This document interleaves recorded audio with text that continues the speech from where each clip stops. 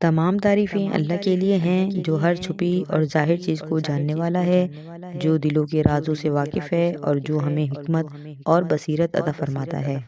پردہ پوشی اور حیا کی حقیقت۔ آج کے زمانے میں لوگ خود اپنی نجی زندگی کی چادر اتار چکے ہیں۔ ہر لمحہ، ہر احساس اور ہر تعلق سوشل میڈیا پر دنیا کے سامنے رکھ دیا جاتا ہے۔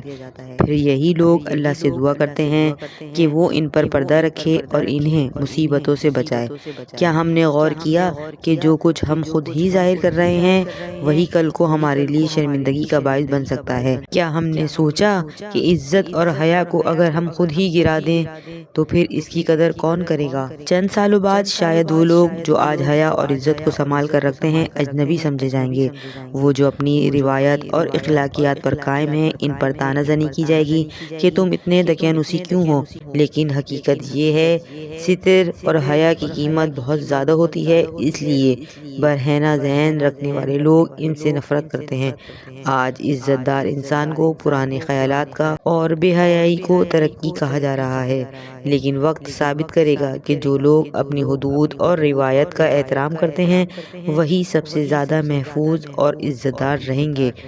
ہر چیز دنیا کو دکھانے کے لیے نہیں ہوتی، کچھ باتیں صرف اپنے لیے رکھنی چاہیے۔ سوشل میڈیا پر بے تحاشا اپنی زندگی ظاہر کرنے سے پہلے سوچیں کہ کیا یہی چیز کل آپ کے خلاف استعمال نہیں ہوگی۔